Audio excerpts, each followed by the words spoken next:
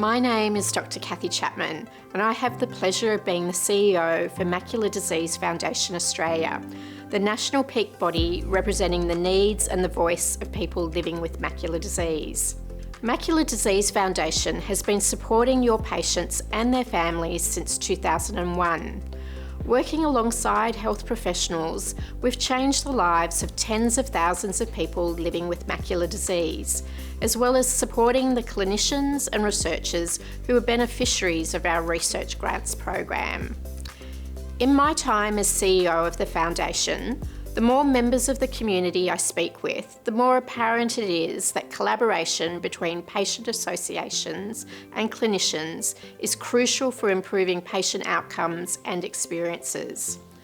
Since 2020, we've undertaken in-depth evaluations to understand the real-world experiences of people living with macular disease, going beyond their clinical diagnosis and treatment, and we've used this information to adapt and refine the kinds of support we provide. We're going to share some of this information with you today and hope you find this valuable in your own daily practice. We hope you'll see that by working together, we can ensure that your patients with macular disease receive comprehensive care that considers their preferences and needs alongside the quality clinical care they get from you. And this can only lead to better health outcomes for your patients. Thank you for taking the time to learn more about the social impacts of macular disease in this learning module. Over to you now, Monica. Thanks, Kathy. Thanks everyone for joining us for this webinar. By watching this, you'll learn about research into the social impacts of macular disease and what steps you can take to support patients living with the condition. My name is Monica Patel and I'm a Health Engagement Officer here at Macular Disease Foundation.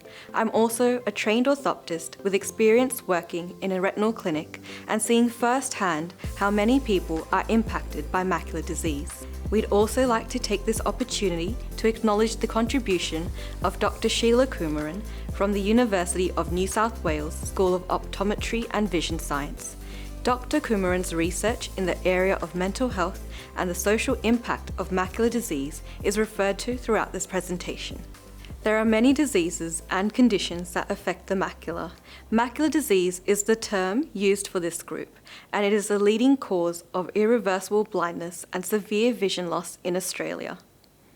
Age-related macular degeneration, or AMD, is by far the most common disease, with an estimated 1 in 7 Australians over the age of 50 showing some evidence of AMD. It is a progressive disease beginning in the early stage with few symptoms and may progress through to sight-threatening advanced forms, atrophic dry AMD and neovascular wet AMD. Other conditions affecting the macula are diabetic retinopathy and diabetic macular edema, which anyone with diabetes is at a risk of developing. It is estimated a third of Australians over the age of 50 living with diabetes have some evidence of diabetic retinopathy. Diabetic macular edema can occur at any stage once a person has been diagnosed with diabetic retinopathy, and is the most common reason that people with diabetic retinopathy lose their vision. If caught early, diabetic macular edema responds well to intravitreal injections. Macular dystrophies are a group of inherited retinal diseases which also affect the macula. Researchers are still working out the genetic origins of many of these rare conditions. The most common macular dystrophy is Stargardt disease, which usually presents in childhood. Unfortunately, the vast majority of people with signs of macular disease currently have no prospect of treatment, and those fortunate to receive treatment are burdened by the ongoing nature of invasive and often costly eye injections. At the Macular Disease Foundation, we know people with macular disease are receiving excellent clinical care when they see their health professionals. So our focus is to understand more about the impact of macular disease on the community in their daily lives and how we can meet those needs. As an evidence-based organisation, we commissioned key research projects over several years to take an in-depth look at the impact of macular disease in Australia, focusing on the questions you can see here on the screen. Today, I'll share information about these research projects and how they have shaped our work supporting the macular disease community. Research has shown there's a clear relationship between vision loss, mental well-being, and overall quality of life. But what about the impact of having a sight-threatening condition such as AMD, even in its earlier stages? We wanted to find out if these quality of life impacts may be overlooked in clinical practice, where the focus is on managing the disease rather than how an individual lives with the disease. One of our ongoing research projects is a series of surveys to gain deeper insights into the lives and health of people living with macular disease. We partnered with researchers from the School of Optometry and Vision Science at the University of New South Wales to analyse the data. Each survey had between 1,500 and 2,000 responses, supplying us with robust data. Here are just some of the findings from the research. It was interesting to hear that 75% of people reported that their macular disease had some impact on their daily functioning. We will explore what these impacts are and the compounding effect of multiple factors. Competing health priorities are a very real and common issue for people with macular disease, with people frequently managing multiple health conditions and in many cases multiple eye diseases such as glaucoma, cataracts and diabetic retinopathy, or even potentially all of them. Our research studies assessed mental health status using validated screening and diagnosis tools, contributing to filling the gaps in literature specifically around macular disease and mental health. It is important to understand that mental health challenges are a spectrum ranging from mild to moderate symptoms, regardless of a clinical diagnosis. For this presentation, we refer to the whole spectrum of mental health.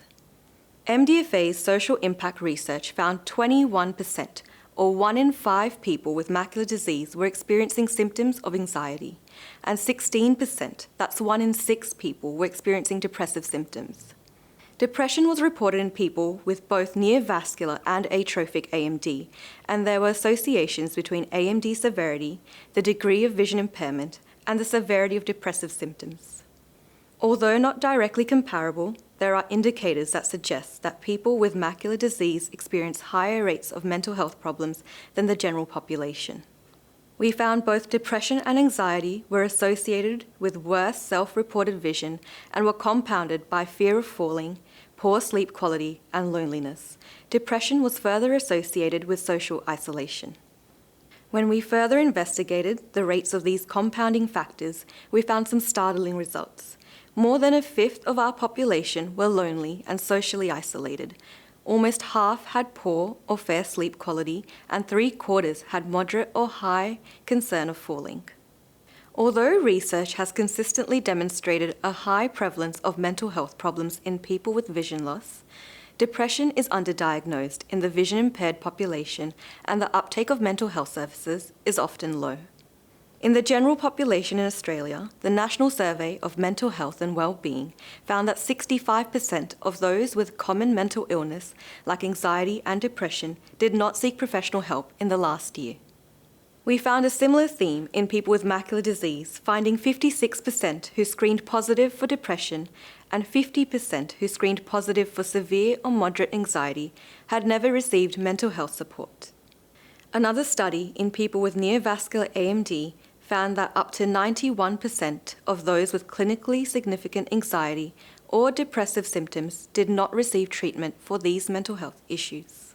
There is a significant gap in this area that eye health professionals are well placed to bridge. The relationship between vision impairment and mental health problems is complex.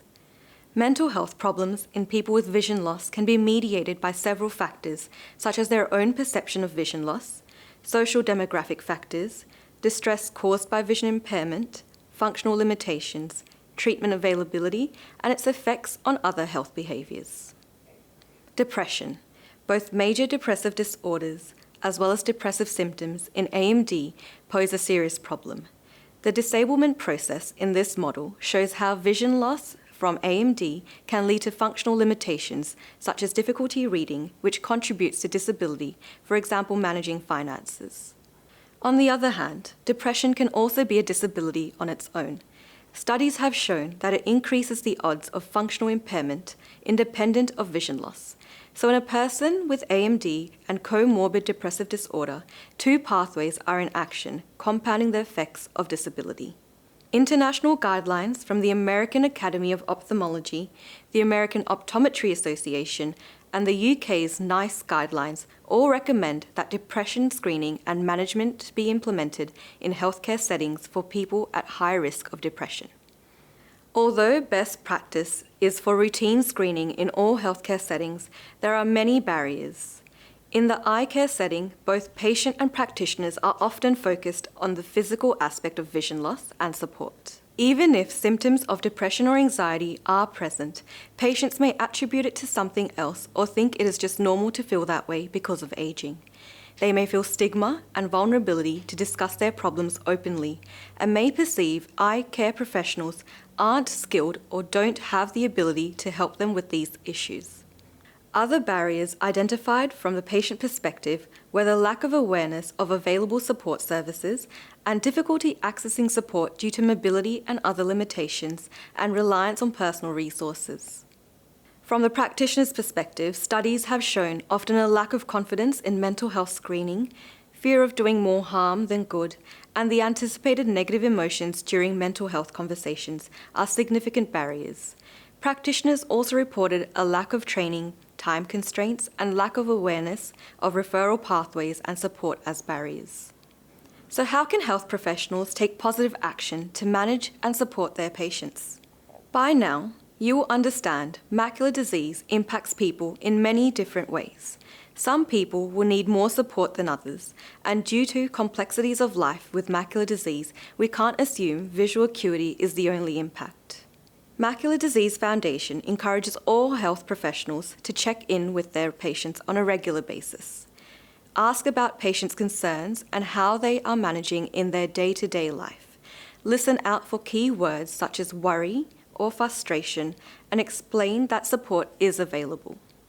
There is a large body of research that underscores the value of patient support organisations for people who live with chronic disease.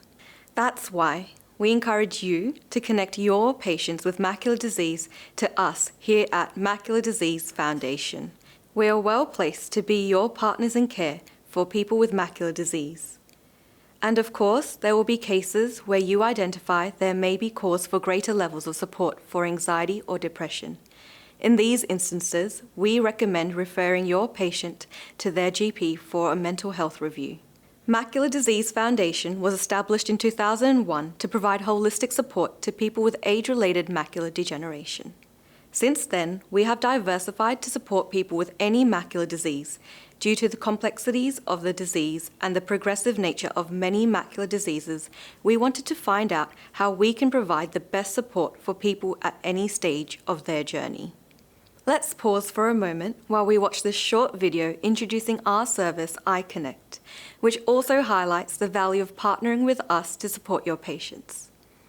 That's a lot of information I've given you about AMD. I'll see you at your next appointment. You know you can't follow them home.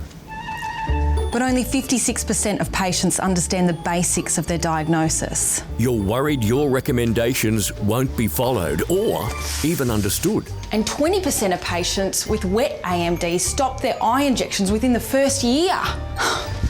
Once they've left your clinic, you can't be there to check that they've remembered everything every day. Will she take her ARIDS 2 supplements? Will she use her Amsler? And 58% of patients can't remember the advice that they were given to change their lifestyle. Will my patient be one of the 83% of people who don't know where to go for low vision assistance or support in handling their diagnosis? Does she really understand the importance of a healthy lifestyle? Really? Really? Tennis? Studies have shown there's a gap between what clinicians have shared and what your patient has heard. Because you can't follow them home, why not connect your patients to iConnect so they can be supported in between their visits to you? That's a lot of information I've given to you about AMD.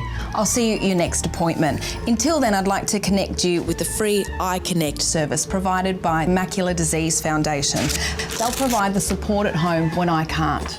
iConnect provides personalised expert advice and support that helps anyone with a macular disease diagnosis take control of their eye health between visits to the clinic. Connect your patients to iConnect today. For details on how to refer, visit our website or call us on 1800 111 709. Research also shows people with greater understanding of their macular disease reported higher quality of life, as well as less functional and emotional impact. A recent study found just over half of AMD patients recalled receiving a clear diagnosis, including the name of their condition. A similar percentage of people were unable to recall receiving lifestyle advice, and less than half of patients recall receiving an explanation of what may happen to their vision in the future.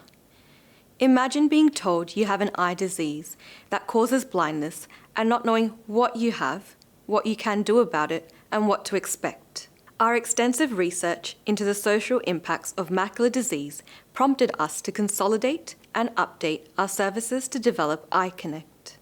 iConnect is Australia's first comprehensive service for people with macular disease. It's designed to complement, not replace, the advice of an eye health professional. iConnect provides free and personalised support to patients according to their type of macular disease, their level of vision, and how well they're coping with their diagnosis. This information is used to customise the kinds of information a person receives, which can be broadly described as health literacy, so people better understand their condition and keep up to date with latest research. Practical advice, so people receive tips and guidance to manage their condition. We also act as a guide to other services, for example, for people with low vision. And emotional support, so people can connect with our team who will help them through what is, for some, a really difficult time. We'll hear a bit more about this on the next few slides from people who have used our services. Let's hear from Fu Sai and how she's benefited from some of the health information we've provided.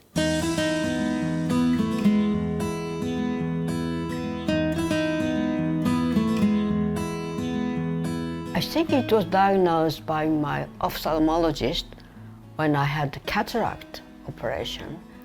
Mine is dry type and still very early stage, so I can see everything almost normal, except when I had a look at, I have thermometer outside the back door.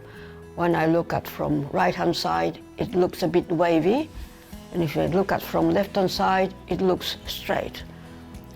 But at the moment, every ceiling lines look straight to me.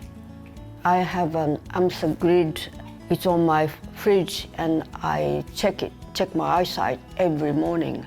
I do some exercises, back exercise, balance exercise, and the last thing I do is check my eyesight. And it looks, at the moment, even though lines look a bit wavy, the black dot in the middle looks normal to me. Use the AMSA grid every few days, and if you notice any change, get it checked straight away. Practical advice.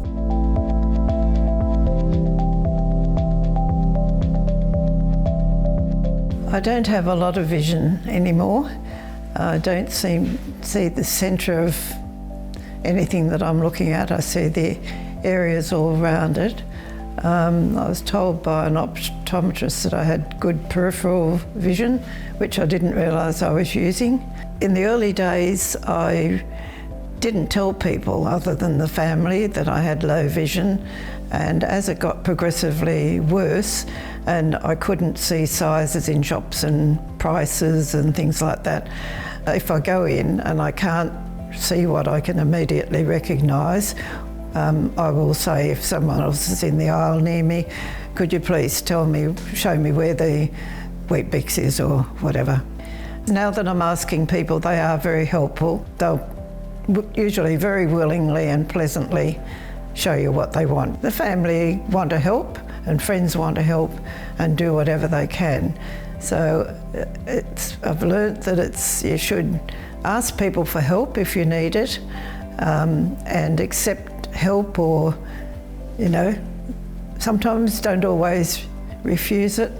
If you're worried about how you're going to cope with low vision, why don't you ring MDFA and ask them for some advice, and they'll definitely give you some support. I used to like to read a lot, and I now use audiobooks.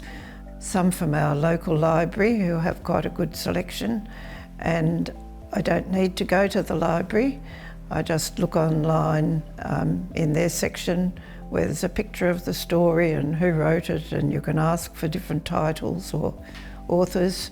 I use a tablet that's very similar to an iPad, Samsung, just ordinary, different brand. I also use a computer.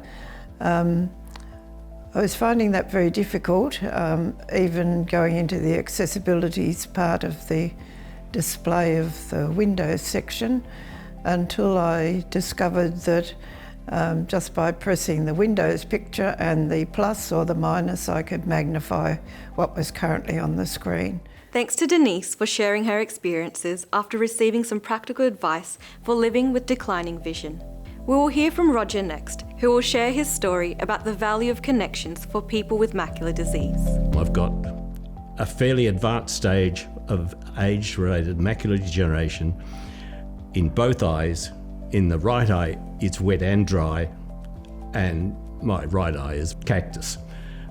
My left eye is now just developing wet. And this is a degeneration process, so it is literally a slow degeneration. And from day to day, you don't really notice the difference. It's imperceptible. Over time, you do. I've been reading all my life. I've worked as an academic, and I depended on reading and using a computer. And I'd seen my retirement as being an opportunity to read all the things I never had time to read when I was still working. And that suddenly vanished. Or the prospect of being able to read seemed to vanish. And I thought it was imminent. It wasn't actually. It's still quite a long way off. I can still read with assistance, but that's where I'm going. And that creates mental issues, which I never expected. I've always been sort of fiercely independent and not ever suspected I would need the help of professional help in dealing with mental issues, but I did. And I've known for some time that if you have these problems, it's always important to talk about them. And I have a friend across the road I have coffee with every now and then. Of course, I talk with my partner, she's good. But having a few other people outside is good too. And seeing a professional was excellent, and I've had to do that 2 or 3 times. The peer support group are excellent. I wish I'd known about them much earlier. I got a phone call and they told me about the peer group program, and so I thought, well, I should have done this earlier. So I didn't hesitate to get involved, and they have been excellent. Talking to people is important, but talking to people with similar issues is even more important. And although in this group I'm probably at the advanced end of the spectrum, I think it's important for me to talk to them about my experiences. But it's two-way. We're all at different stages. We all have different experiences, different needs, and it's very useful just to talk to each other and to hear how other people are dealing with the same issues. The Macular Disease Foundation, the people there are excellent. I wish I'd actually made use of their services much earlier, because the earlier you get involved, the better. So what does it look like to connect your patient to Macular Disease Foundation?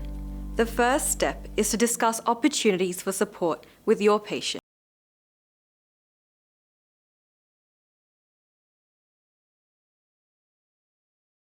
When you have their consent, use your practice's preferred referral method to connect your patient with us.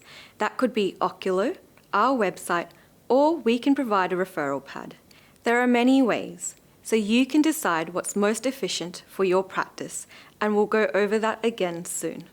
One of our qualified team members will give your patient a call to hear more from them about their condition and discuss what kind of support is needed.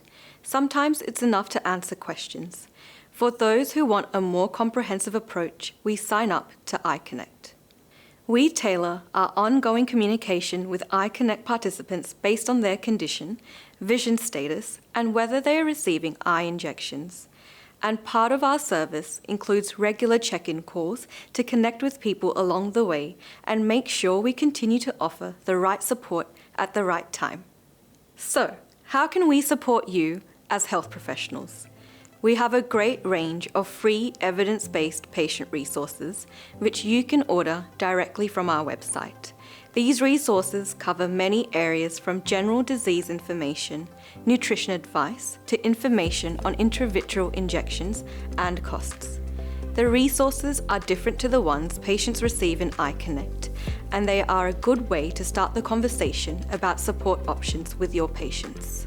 We also have a regular e-newsletter called Macular Matters, which keeps you up to date with all aspects of macular disease, including information on MDFA's services, latest research, and tips and tricks to pass on to your macular disease patients. Accredited continuing professional development education courses are available for a range of health professions and a range of macular diseases.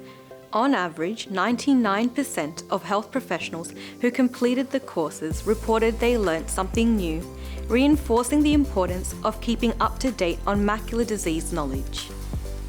I encourage you to visit our webpage and have a look around. There is a QR code on screen now. We have several easy ways to refer your patient to iConnect, which you can see on the screen now. We have also developed iConnect sample packs to give you an idea of what your patients may receive across a 12-month period. The pack also includes a referral pad. If you would like one shipped to your clinic free of charge, scan the code and follow the prompts. If you have any questions or want to organise a presentation on iConnect and MDFA services to your clinic team, please get in touch. The email address is on screen now. I hope you found today's presentation helpful to your clinical practice. We value the work you do and hope to work together to make a difference to the lives of your macular disease patients. Thank you again to University of New South Wales School of Optometry and Vision Science for allowing us to make use of some of their materials in this presentation. That's a lot of information I've given to you about AMD. I'll see you at your next appointment. Until then, I'd like to connect you with the free iConnect service provided by Macular Disease Foundation. They'll provide the support at home when I can't. iConnect provides personalised expert advice and support that helps anyone with a macular disease diagnosis take control of their eye health between visits to the clinic. Thank you for taking the time to understand more about the social impacts of macular disease and what we can do in partnership to improve outcomes for those living with this condition. If you'd like to hear more about any of the information you've learned about today or about our iConnect services, please get in touch on 1800 111 709 or use the email address on the screen.